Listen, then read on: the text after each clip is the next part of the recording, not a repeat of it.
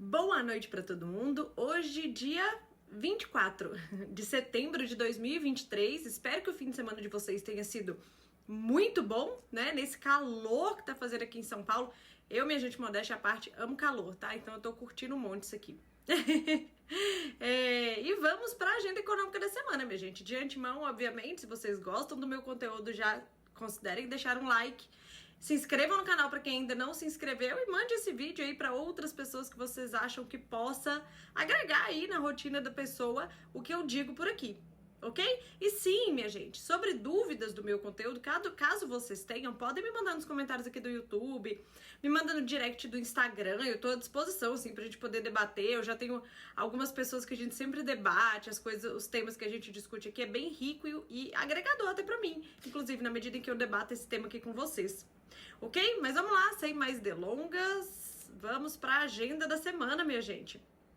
Agenda recheada de indicadores importantes, e assim, indicadores de atividade, indicadores de inflação, indicadores de política monetária, não indicadores necessariamente, mas conteúdos de política monetária, né? Vamos ficar atentos ao que está por vir. Bom, começando pela agenda econômica da semana, aqui na segunda-feira, a gente tem no Brasil o Boletim Focus, que sai toda segunda-feira, e na Alemanha a gente vai ter o índice IFO de clima de negócios. É como se fosse é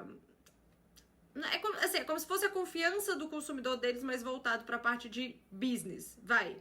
Esse indicador, a depender, ele costuma fazer preço, tá? Na Bolsa da Alemanha. Aqui no Brasil até que nem tanto, a não ser que venha muito, muito fora e tal. Mas a depender da discrepância que ele vem em relação aos números que são esperados ou ao último número do mês passado, ele pode trazer alguma volatilidade nos mercados europeus, ok?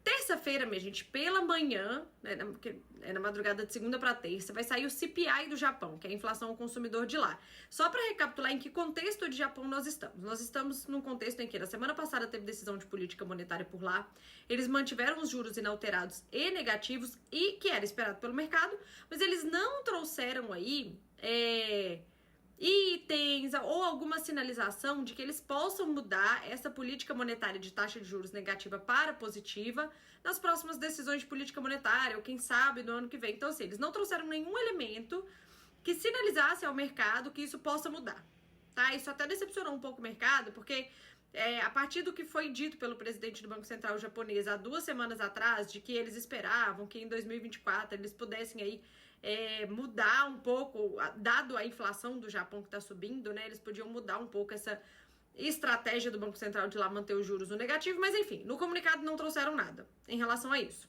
tá? Só que o fato é que a inflação do Japão tem subido bastante. Bastante não, bastante para eles, né?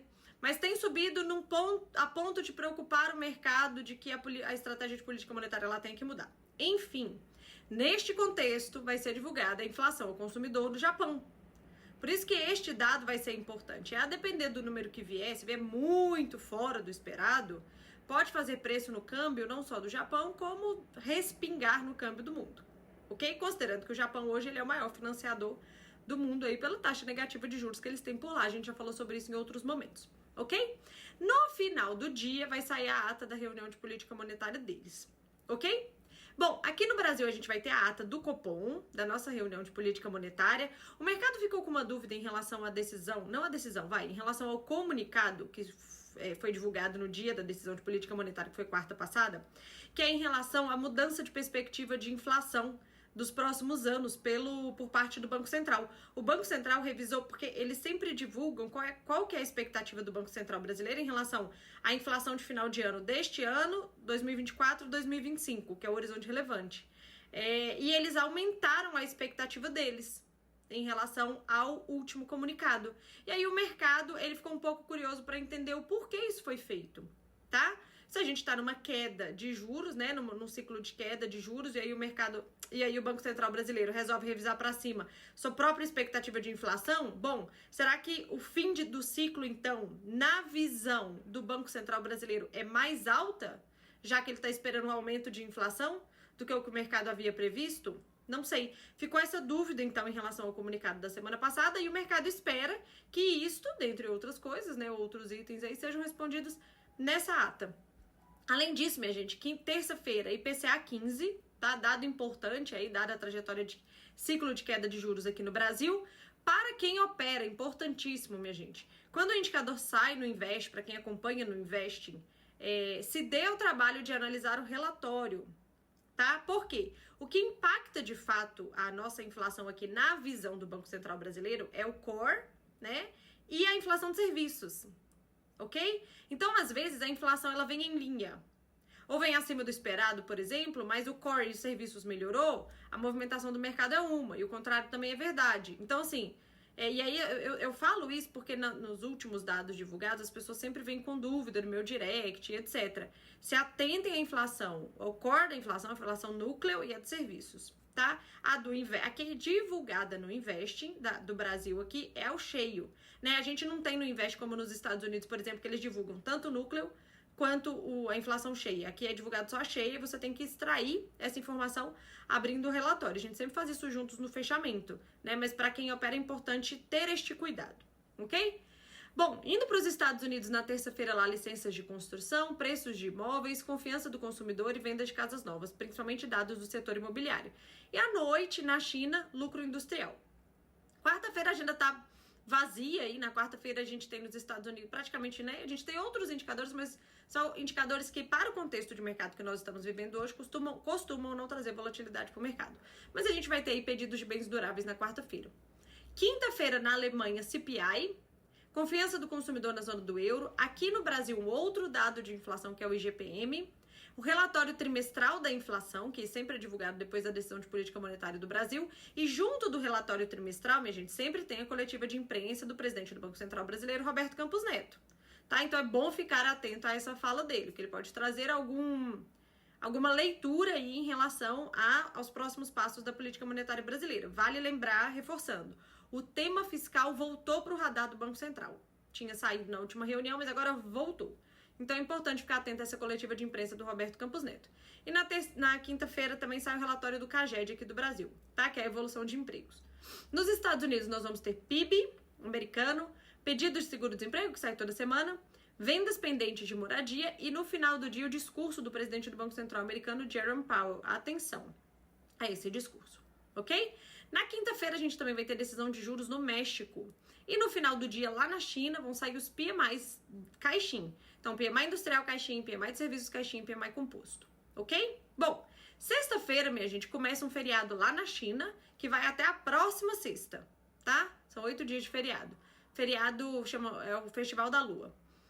No Reino Unido vai sair o PIB, na Alemanha, vendas no varejo e a taxa de desemprego, CPI na zona do euro, tá?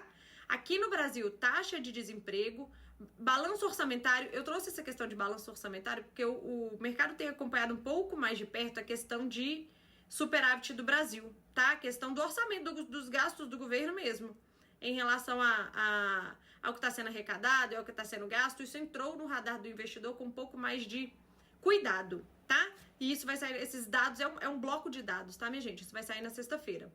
Na sexta-feira também vai ser decidida a bandeira tarifária de outubro. A expectativa é que ela mantenha a bandeira tarifária verde, mas caso isso altere, é um item inflacionário e vai ser colocado na conta dos DIs, dos juros, do dólar e etc. Tá? Mas a expectativa é que fique verde.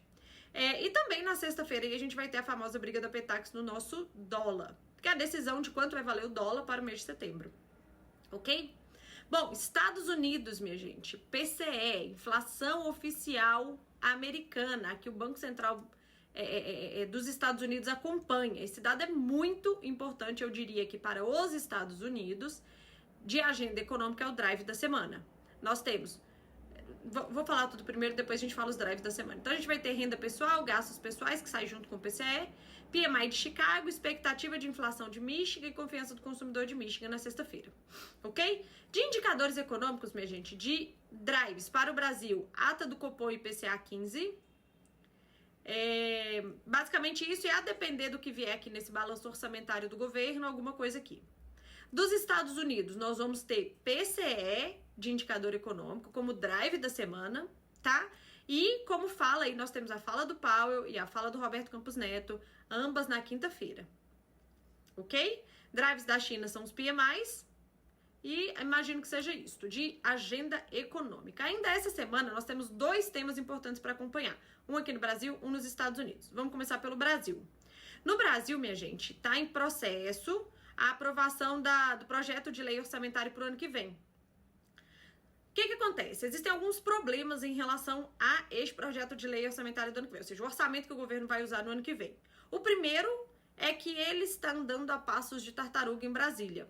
E ele precisa ser aprovado até o final do ano. Só que há quem diga que essa aprovação vai só para o ano que vem. Imaginem qual a interpretação do mercado em relação a isso, né? O governo brasileiro vai começar o ano de 2024 sem já ter acordado, aprovado aí seus limites de gasto.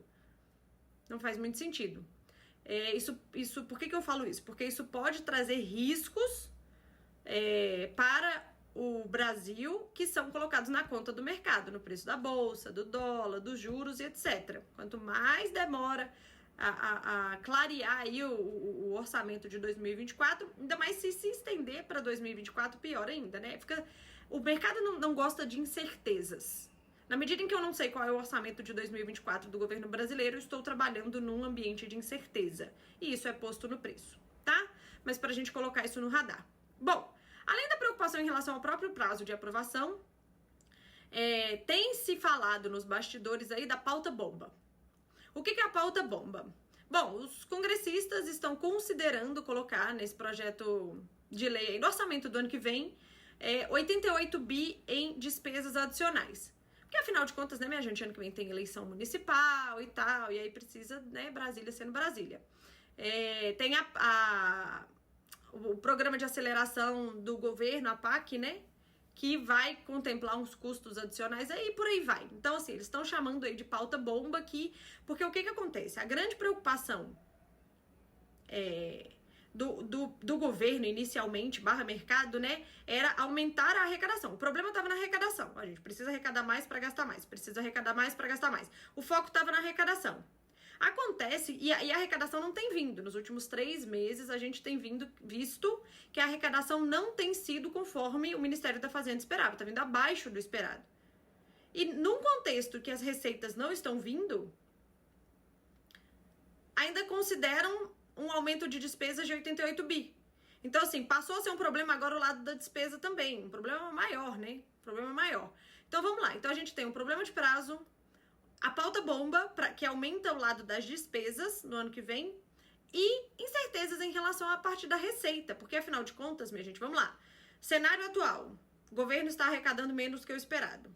Cenário do ano que vem, o governo tem que arrecadar o que ele esperava, mais 188 bi, tá? Então, nós temos um problemão aí do lado da receita, agora um problemão, a pauta bomba do lado das despesas e o prazo pra gente não começar 2024 sem o orçamento aprovado, ok?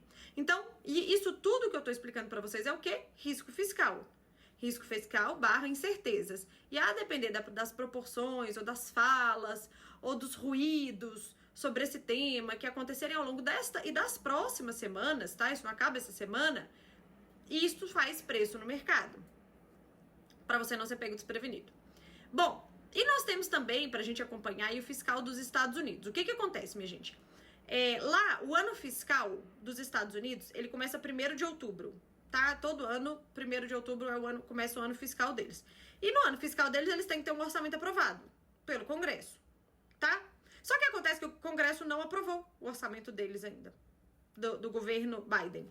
Não aprovou. E assim, eles têm que aprovar até sexta-feira esse projeto de orçamento. Por quê? Se eles não aprovarem até sexta-feira, a partir de segunda-feira acontece o shutdown nos Estados Unidos. O que significa isso? Significa que algumas agências, órgãos públicos, ou eles precisam fechar porque realmente não tem dinheiro, o orçamento não foi aprovado, ou eles começam a operar num nível menor de operação. Então, assim, algumas atividades paralisam. Não paralisa tudo completamente, mas algumas atividades paralisam, tá? E isso pode acontecer a partir de 1º de outubro, já na semana que vem. Então, isso precisa ser solucionado até essa sexta-feira.